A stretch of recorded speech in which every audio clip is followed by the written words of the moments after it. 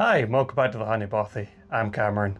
So today is the big day. Today we're going to be doing our honey extraction, or I say in this video we're going to be doing our honey extraction. I actually did it a week ago, so I already know how much honey we've got, and you'll find out in this video.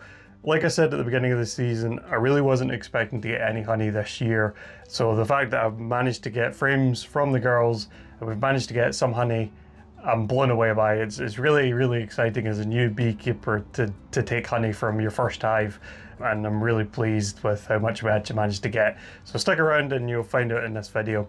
I actually did the extraction about a week ago, and the reason for that was because I was away in Spain last week to go and see the total solar eclipse that was happening there. I actually got some really great shots of it, and I'll include those in the video, but towards the end. As a sort of incentive for those that watch the whole video, you'll get to see some of the clips that I got. It was really spectacular, as you can imagine. If anybody's seen a total eclipse, you know what I'm talking about. It was really amazing. So yeah, so the plan is to split this video in two. First section of the video is going to be doing the honey extraction, and then the second bit of the video is going to be doing our weekly inspection. So I did the inspection today, and that's about a week after we put the Varroa treatment in. So what we're wanting to see is that girls are progressing well, that they're able to get some nectar into the hive, and that they're not running low in stores, and that the queen is still laying. So our normal inspection stuff. Like I said, I'll put that towards the end of the video for those that are interested in that part of the video, and obviously the big exciting bit, which is the honey extraction, is going to be first. So that's enough yapping for me in this intro. Let's get into the extraction that I did a week ago, and let's find out how much honey we managed to get this season. So I hope you enjoyed today's video, and let's get on to the extraction. So today is the big day of the season, which is the honey extractions. So I've got at least 7 frames in the deep super that I had to extract honey from, and I think I've got 2, maybe 3 frames in the medium super that I had. Now I'll need to test those frames because I need to make sure that the water content is low enough to extract from these, but I do have a chronometer to do that. So yeah, so really exciting day. There is a bee flying about in here, so she managed to hitch a lift in one of the boxes, but that's okay. I'll see if I can coax her out of the shed, but if not, then she's just gonna have to stay here. So first things first is I'll uncap the frames, and then as I uncap, I'll put them into the extractor, and we'll extract the honey, and I'll show you the whole process of that. It's going to be pretty messy. Honey extraction always is. Looking forward to it because I'm looking forward to seeing how much honey I've managed to get this season. Okay, so let's get this started. So I'll uncap the honey first and put it in the extractor. So this is the first time I've done this, so gonna kind of play this by ear. So we'll see how it goes. So yeah, so first thing I need to do is uncap the honey. So what I've got here is this uncapping tray, which should let me just cut the cappings off into the tray, and then that'll let the honey that's on the cappings go down into the tray through these holes, and then I can extract the extra honey that's in there.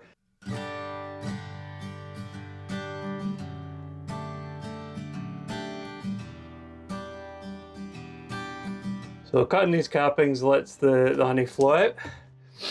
I've also got an uncapping fork here, which will let me just pick off these cappings that the knife didn't quite get.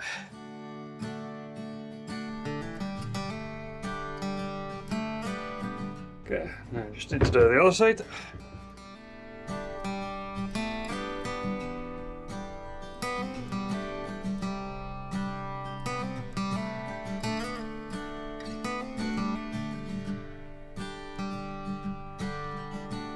That's one frame done. Okay, let's put it into the extractor. So the way the bees build their comb, it's not like flat horizontally. They actually build it down at an angle from the top of the frame, so the honey sort of sits down into the cells. So these are all at an angle. So essentially what I'm trying to do is the extractor is going to force the honey out of the frames.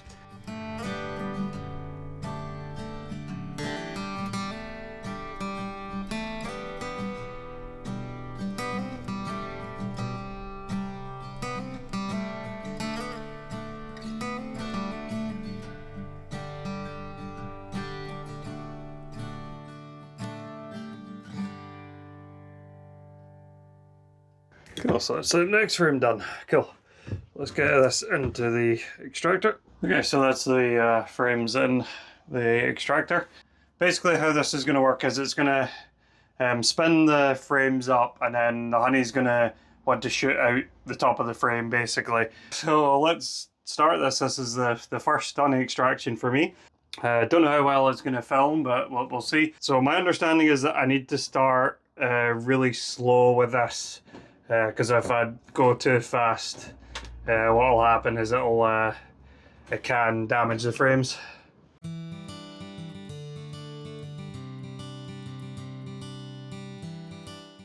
Yeah, I can start to see some honey on the side of the walls.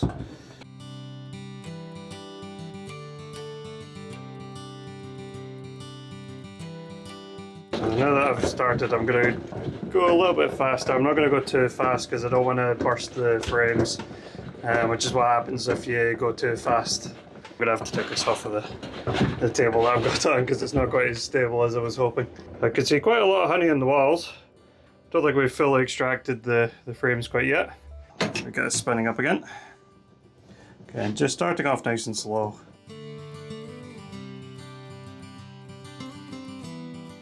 So one thing I'm not 100% convinced on in this design is that the handle's designed to kind of pop out, so that you can get it to sort of flywheel.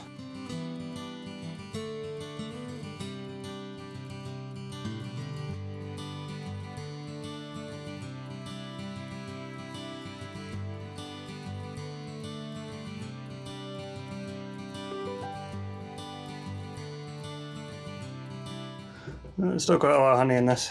So I do need to flip these around in this extractor, which is fine.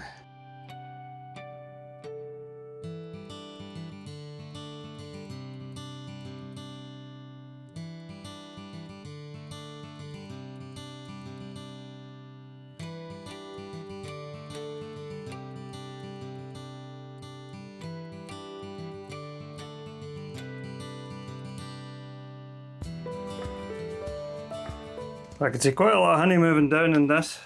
So I don't know how well you can see that, but you can see all the honey moving down into the bottom of the thing. This is an extractor plus a settling tank because it's our combination. And the settling tank has a filter on the top, so it's kind of sort of inbuilt into it. So I don't need to worry about filtering it out in a separate thing. And I can see that there's actually quite a lot of honey moving down into that, which is very exciting, as you can imagine. So let's see how well we've extracted these frames so far. So they are certainly lighter. There's still a bit of honey left in it. Okay, so my phone stopped recording there a couple of times. I think it ran out of space. But basically that's us done with the first couple of frames. Most of those cells are now empty. I can just see a few like honey bubbles that are in a few of the cells that you can see sort of reflecting there.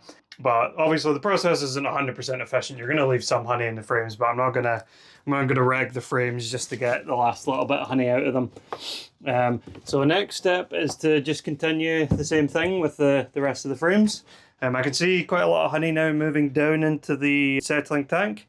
Like I said, the settling tank's got a filter over the top, and that filter's just dealing with all the little bits of wax or other little bits in the honey that we don't want in the honey. So the filter will just take those out. I'm not going to film the rest of this, or at least I'm going to do like a time lapse of me doing the rest of this. Because once you've seen me do it with one frame, you've seen me do it with all the frames. And then obviously at the end I'll give you a total of how much honey we've managed to get out of the frames. But yeah, no, I'm really excited. I don't know if I can explain to you just how exciting it is to be able to extract my own honey from my own bees. This is a really big moment in the journey of any beekeeper. Is the first time you get to extract your own honey. So yeah, really excited about this. What I need to do now is I'll set up the camera to the time lapse, and then I need to get on to uncapping the rest of the frames and extracting all the honey that I can.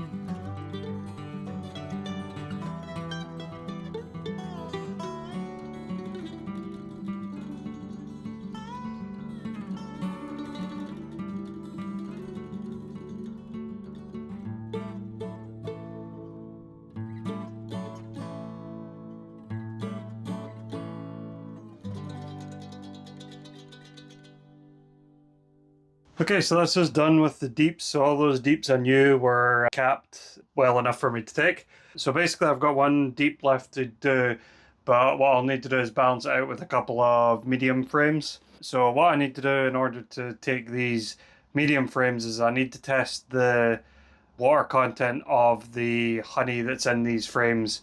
Because if it's too low, then I can't take from it because it will cause the honey to ferment.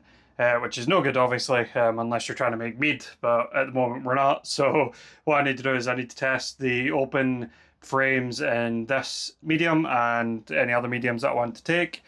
So basically all the cat frames I know are going to be low enough to be considered honey. What I need to do is double check that the open cells were close enough to get capped, that the water content in those is low enough that I can take those without, or I can take the whole frame without worrying that the uncapped cells are not gonna cause an issue.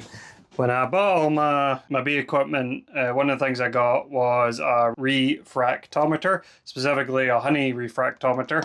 So basically what it is it's a tool that lets you see the moisture content of the honey. And this has been calibrated specifically for honey. So what I need to do is I need to take a couple of drops from a couple of the open cells. Only need a couple of drops.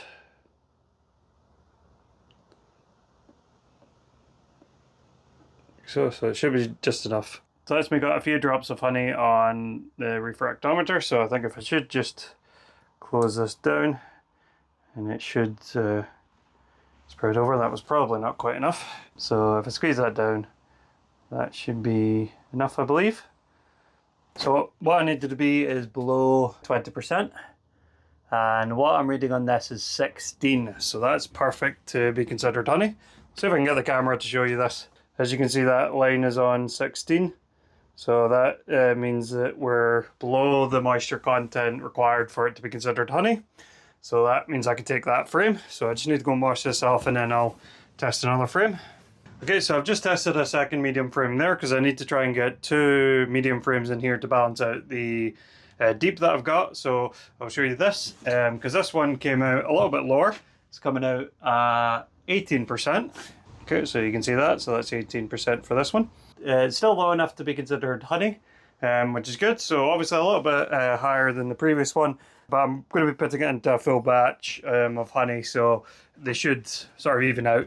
Anyway, so let's get back to doing the extraction. So I've got 2 medium frames to go in now, plus the final deep that I got to do, and then I'll look through the rest of the mediums, doing the same thing. I'll test each one as I go along.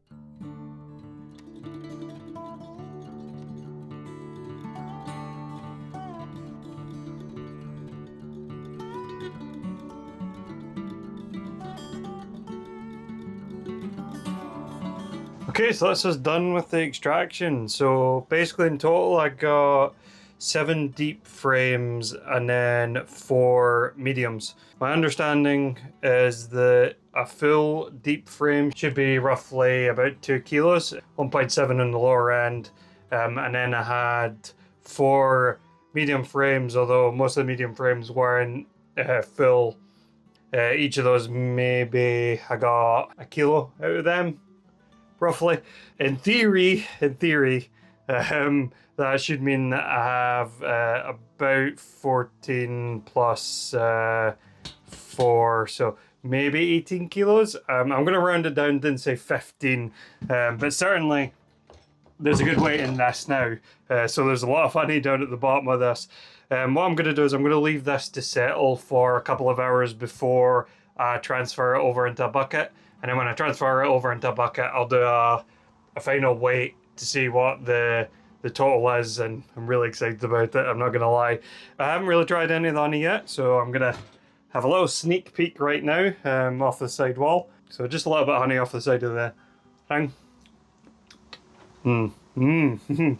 That is so good. That is really nice. Very, very sweet. Yeah, it's probably one of the best honeys I've ever tasted. It's my honey, so I'm going to be slightly biased, but no, that tastes really, really good. Really excited about this now. So yeah, like I said, I need to leave this for a couple of hours, then I'll transfer it all into a bucket. I need to scrape down the sides as well, just to let all the honey now settle down into the settling tank at the bottom of this. And then once I do that, I can put it into a bucket. And then once I get back from my trip away, I'll take those buckets and I'll put them into jars. And yeah, I've got some plans that I want to do with the honey. One of the things is I do want to try and make some mead. What I really want to try and do, and I know this is probably a little ambitious for this first time I'm going to be making mead, is I want to try and make a bramble mead.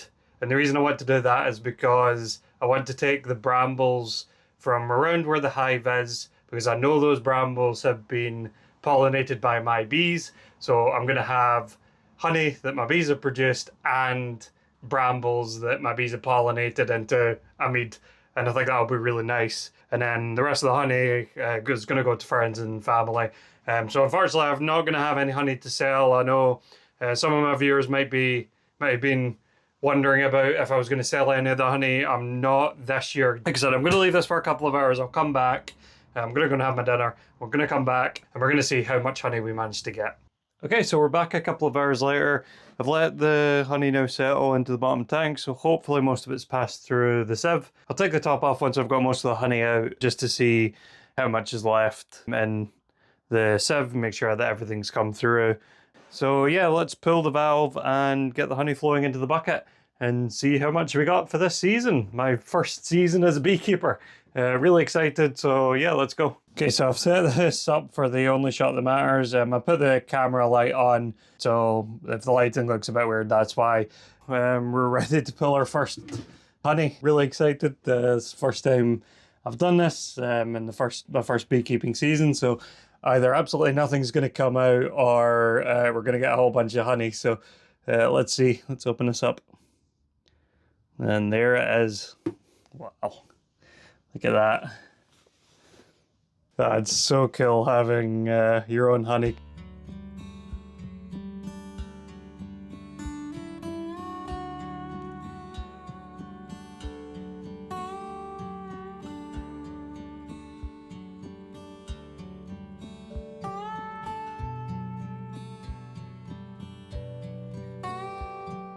Would you look at that? So the sieve obviously done a great job, because I don't see anything in the honey at all. It's all just air bubbles that are coming through. The honey's looking really clean. When I give a good taste to the mixed honey. So the stuff that I was getting off the wall earlier would have been from the last frames. That is gorgeous. So that's proper Scottish wildflower honey from my own bees, and it tastes amazing. It tastes really nice. It's got really good like floral flavor. It's really hard to describe. If you've never had like proper raw honey before, if you're just used to like store-bought honey, the honey you get straight from the hive is very different from what you can get from the stores, and it just has its own flavor, and every hive is going to produce its own flavor of honey. Not every hive produces the same honey, even in the same apiary, because the enzymes between the bees is slightly different. So even in the same apiary, you can get different honey. And obviously the honey is going to be dependent on the flowers that they've gone to. Each flower produces a slightly different taste of nectar.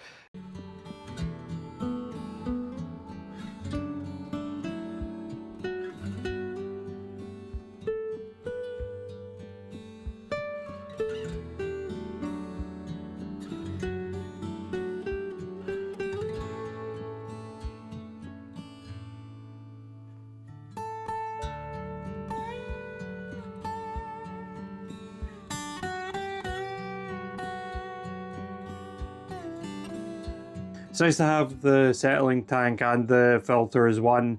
I think in theory you're supposed to leave the honey in the settling tank a little bit longer than I have. It's just that I didn't really want to leave it in the tank because there isn't really like a proper lid for it. And I just really wanted to get it in the bucket so that I didn't have to worry about it while I'm away.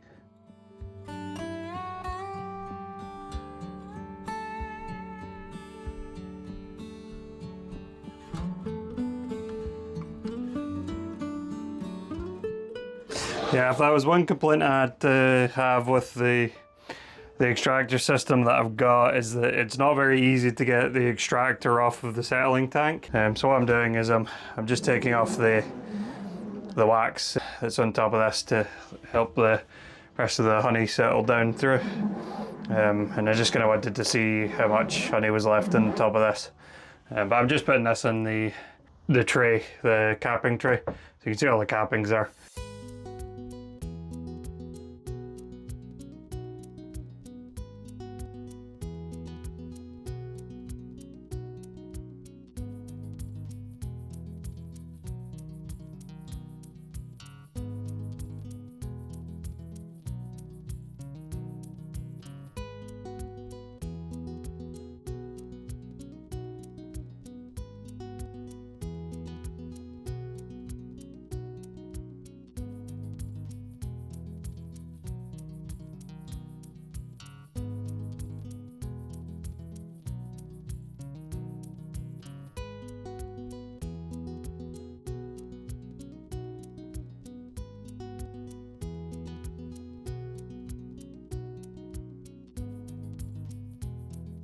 Okay, now is the moment of truth.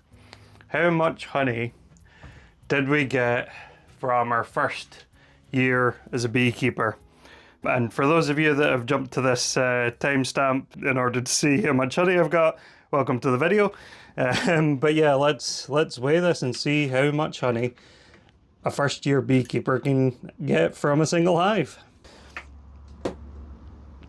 Okay, and the answer is 14 kilos from our first beehive. I'm amazed. I really am amazed at just how much honey we've managed to get as a new colony that was basically just on the one deep and one medium super this year.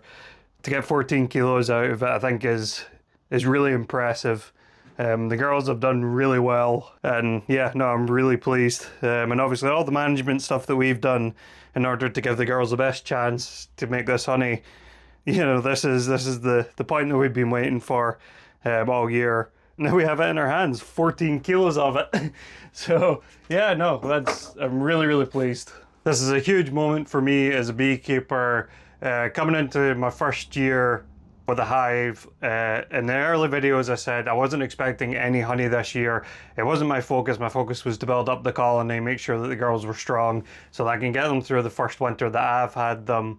And then next year we were going to focus on getting honey. Obviously the weather had a different plan, the girls had a different plan, and we managed to get some honey out of the hive, the first hive that I've ever had myself. And yeah, no, it's incredible. I'm really pleased that we managed to get as much honey as we did, 14 kilos of honey from a single hive. Considering that we had the slight issue with the demery split that we did earlier in the year, and you know, having issues with the frames, I'm blown away that we managed to recover the girls enough to help them build up the colony that they did in order to produce the honey that we've got. Is amazing. So I'll be really interested to hear from other beekeepers how much honey you've managed to get this season. Obviously with the droughts down in England, I suspect they probably had a slightly harder season, although there was a few people in last video that commented and said that despite the dry weather that they were having, they've actually had a really good year. I think it's a bit hit and miss depending on the area, as to how if the weather's affected you as much as I'd maybe thought it might have. And then obviously I would love to hear from any experienced beekeepers how they go into winter prep, like what are you doing with your hives at the moment to prep them up for winter now that we're really out of the summer season. Okay, so I'm probably going to put this right at the end of the video. I know some people are probably here just to look at the extraction bit of the video, which is fair enough. That's the most exciting bit of the season. So I'm going to put the inspection right at the end for those of you that care to see the inspection now that the Apivar strips have been in the hive for a week. The Apivar treatment should take about 8 to 10 weeks to be complete. So this inspection is really just to check in the hive after pulling the supers off, make sure that the girls are doing okay, that they've got plenty of stores, because that's the big thing at the moment. Is I need to just make sure that the girls have got enough food and that they're building up that food going into winter. Now the flow really has come to an end here. Basically all the thistle has now died off. The willow herb is starting to die off. We've still got a load of Himalayan balsam which is in bloom, but I think that's probably only got about a week and a half before that will start to die off. And then obviously I think the last thing that will flower around this area is ivy flow. basically I just need to make sure that the girls are going to be able to build up enough stores in the hive to see them through winter. So the chances are I'll probably have to give them some syrup going into the end of this month, into September, but we'll see. I haven't been in the hive yet, so I can't say any of these things for certain. I just need to see what the girls are doing now. I haven't actually been in the hive for about a week and a half, which is actually a bit long for between inspections. It's okay now towards the end of the season because they shouldn't really want to swarm this time of year, but you'd still kind of want to be doing your inspections on that 7 to 8 day window.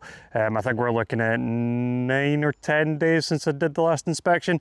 The reason for that is because I was away in Spain for a week. I was away to actually go and see the solar eclipse, so I got some great footage of that, which I'm sure I'm putting on the screen now while I yap. So I had a great week there. It was really nice and warm. Too warm for me, I'm Scottish. We're not really used to 30-degree weather, but it was really nice. I had a great time. Speaking of weather, the weather here has actually been pretty good the last week from what I've seen in terms of the forecast, but we're moving into another period of unsettled weather. This is really normal for Scotland in August. We do start getting nice showery weather. It's still reasonably warm. It's about 16 degrees now, so perfect for doing the inspection, although we are getting a bit drizzly now, so I want to get into the hive as quick as I can and do the inspection. Anyway, so what is the plan for doing this inspection? Obviously we don't have the honey supers on anymore. The hive is a lot smaller, but the girls are still going to be pretty big in terms of the colony size because it's only towards the end of September and then into October that they'll start reducing their numbers. Yeah, we're starting to get towards when the queen's going to start laying the winter bees, but we're not quite there yet, so the colony will probably still be pretty busy. The point of this inspection is to look at food stores and to look at laying, so the normal, what we look for, which is brood in all stages, and that's really all I want to see. I'm not going to be pulling too many frames. My hope is that I can just get into that top box and have a look at it. If I see eggs and stores in that top box, then I won't bother going into the deep. There wouldn't really be any point to do that. These inspections are just going to be nice and quick for the next few weeks while we go towards winter, and then once winter hits, I'll not be going back into the hive. It will only be doing hefting, which is lifting the hive, just to see how much weight they've got in the hive and to make sure that they've got enough stores. Anyway, that's enough yapping for me. This is just supposed to be a section at the end of the video. So let's get into the hive and let's see how the girls are doing after we pulled all those honey sippers. Okay, so the drizzle's actually gone off now. Now you can do inspections when there's a little bit of drizzle, which is just really light rain. The girls are okay with that. They're pretty good at controlling the humidity in the hive, but it's better if you can do it when there isn't any rain at all, especially when you're doing quick inspections. As long as you're not in the hive for too long, the girls will be okay. Although as you can see, there is quite a lot of bees coming in and out, and I see something which is very interesting. I'll see if I can get a video of it. A lot of these girls are coming in with white marks in the back of their neck, and the only plant in the UK that does that is Himalayan balsam. So they are absolutely on the Himalayan balsam now. There is a lot of bees coming in with white marks on their back, which is actually the pollen of the Himalayan balsam. Because of the way the flower is structured, the bees have a hard time getting in without hitting the pollen area of the Himalayan balsam, and what they end up with is these marks on their back. I'll see once I get into the hive if I can get a picture of some girls with some Himalayan balsam, and yep, the girls are really busy. Still a lot of girls in this hive, which is a really good sign. So the queen's definitely still in here somewhere. So like I said, I'm hoping just to be able to go through the top box. I'm not really wanting to go through the deep if I don't have to. Oh, I really sealed these in. Really propolized these frames together now. This is a reasonably heavy frame. I've obviously got a lot of, or not a lot of nectar in, but a bit of nectar in this frame. This is a pretty good heavy frame actually. Yeah, there's lots of nectar on it. So I think they're perfectly good for stores actually. Yeah, there's a lot of nectar on this side of the frame. And I suspect all the nectar they're getting is probably all from the Himalayan balsam. So yeah, there you go. That kind of shows you that, you know, what I was saying about Himalayan balsam being, you know, not a great plant in general because of the invasive nature of it, but pretty great for beekeepers, especially this time of year in Scotland, and we don't have much else going. I'm just going to leave these two frames, not bother looking at them, because they've got the Apivar strips on them, and I don't want to disturb that, so I'm just going to look at the next frame over, and then I'll do the same for the next Apivar strip. If I don't see any eggs in this frame, what I'm going to do is I'm just going to stop looking through this medium and go down into the deep, because I suspect the queen won't be laying. And yeah, so this is all just honey still. So yeah, I'm gonna stop looking through this top box, because I don't think the queen has laid in this box at all. I'm just gonna move down into the deep. Yeah, there's a really good weight to that medium, so they've got plenty of food. So the other thing I want to be looking at is the bees' wings, because obviously we had that high Varroa load, which prompted me to put the Apivar strips in when I did. So what I want to do is check on the health of the bees that I can see, check that I'm not seeing any deformed wing virus. I kept calling it deformed wing disease in the last video, but it's called deformed wing virus, and it is a virus that's spread by the Varroa mites. This is a pretty empty frame. Looking at all the bees, just checking their wings. Everything looks really healthy actually, which is great. Let's see, what am I seeing in this frame? I'm not seeing any eggs. Yeah, I'm not seeing any eggs in here. It was the very outside frame, which is not very surprising to see no eggs in the outside frames. That's pretty common. I'm still seeing a couple of drones, but I suspect the queen will have stopped really laying that many drone eggs at this point in the season. She'll just start moving to only workers and then only the winter bees. So it's great that I'm seeing a fully empty frame. It means they've got plenty of space for the queen to lay into it. And they are really propolizing these frames together now. Okay, I'm seeing lots of eggs in this frame, and quite a bit of mature larva. Let me have a look at this larva. Everything looks really healthy. Yeah, and loads of eggs on the back side of this frame as well. I wouldn't actually be surprised if the queen was on this frame. That's kind of me done for this inspection actually, now that I've seen the eggs, and I've seen plenty of stores in that top medium box. Ah yeah, no, there's a bee here. Don't know if I'll be able to get a good shot of her, but we'll try. Right towards the bottom of this frame that has a white mark on her back. Yeah, that one there, right in the middle of the screen now. So see that white mark is actually from the Himalayan balsam pollen. So on the back of their abdomen they get this white mark. Some people call them ghost bees, I guess because it kind of makes them look like ghosts, but what that is actually the Himalayan balsam pollen because of the shape of the flower. Quite a lot of bees with that, which means that is currently their main nectar source is the Himalayan balsam, which is kind of what I was expecting for this time of year. So yeah, so that's me done for this inspection. I've seen eggs and I've seen brood in all stages. You know what, I'm actually going to move into the middle of the frame just because what I would like to see is some capped brood, because I haven't actually seen any of that yet.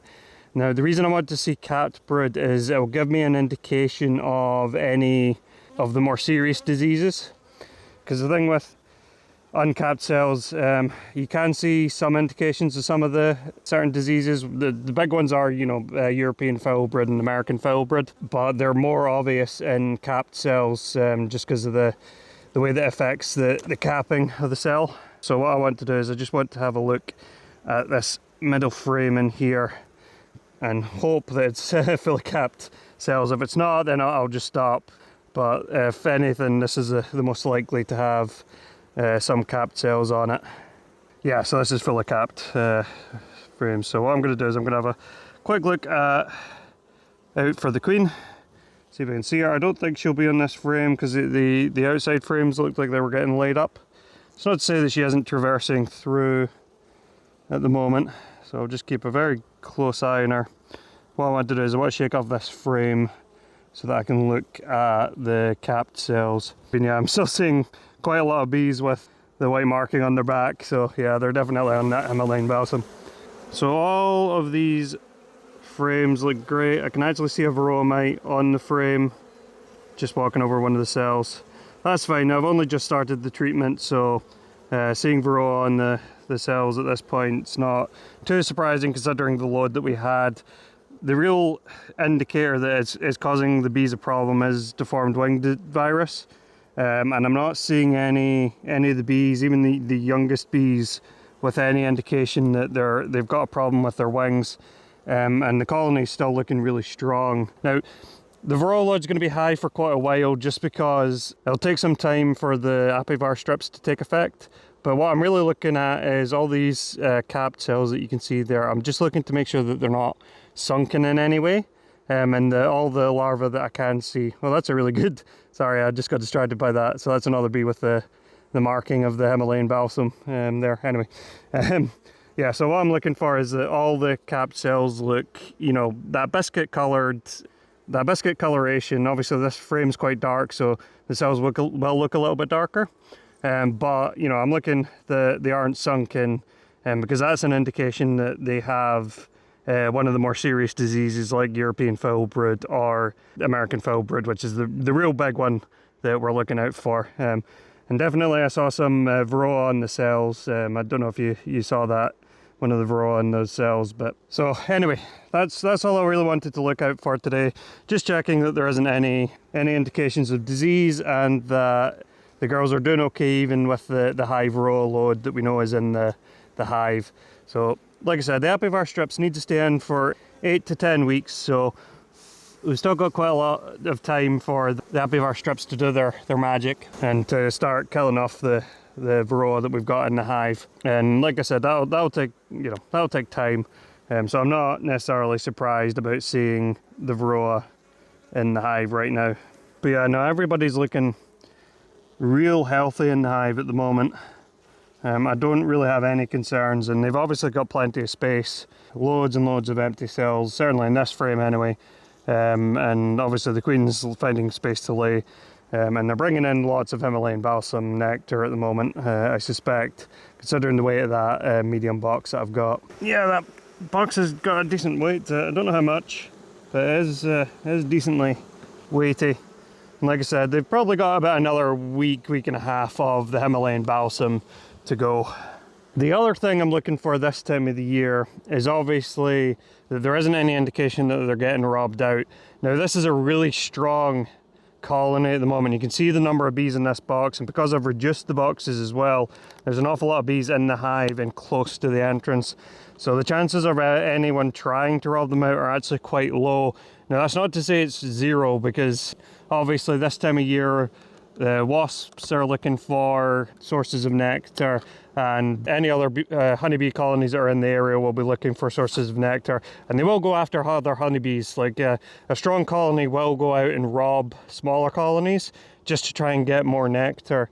Obviously with a big colony like this is very much less likely, because they have a lot of guard bees at the entrance trying to shoo off anything that tries to get into the hive, and I've reduced the entrances, so they shouldn't have any issues dealing with robbing in this hive. I'm not really suspecting anyway. Okay, so that's us done for today. Obviously the main point of this video was to do that honey extraction. Like I said, when I was doing the extraction, I'm blown away by just how much honey we got this year. 14 kilos from a single hive is on the lower end from what a hive can produce, but to get a nucleus colony to build up to the strength in order to produce 14 kilos of honey basically just in the summer flow is really good and amazing for my first year doing beekeeping. Now the hive is just gonna keep rolling over in the way that we've done this week, which is I'm gonna come in, do very brief inspections, look for eggs, check to see how much stores that they've got, and see if I need to intervene in any way to help them build up those stores a little bit quicker. I need to be very careful. It is a balancing act. Checking the stores that they've got isn't going to impede the ability for the queen to lay eggs. It's very, very important that she's able to build up the colony of winter bees that she needs to go into winter. So that's the real management at the moment, is to make sure that they've got enough food, but not too much food. So that's the goal for the next few weeks anyway, is to keep an eye on how the Varroa treatment that we've got in is going.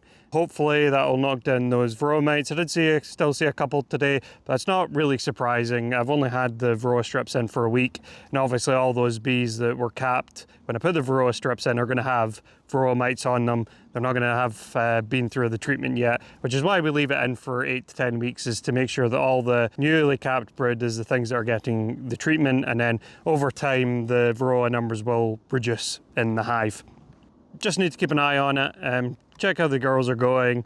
And yeah, like I said, I'm not sure how many people have stuck around for the end of this video. If you have, thank you for watching the full thing. It means a lot to me that you're interested in my journey as a beekeeper and how my girls are getting on. If you did enjoy this video, please leave it a like, and if you aren't already subscribed to the channel, please do. The videos are going to slow down towards the end of the year, like I said, so I'll think of a few different things that I can do with the videos. Obviously I'm going to be jarring the honey that I've got, because I haven't done that yet, and I'll need to process the wax that I've got, and I'm planning on making mead as well, so I'm hopefully going to do a few videos like that as we go towards the end of the season.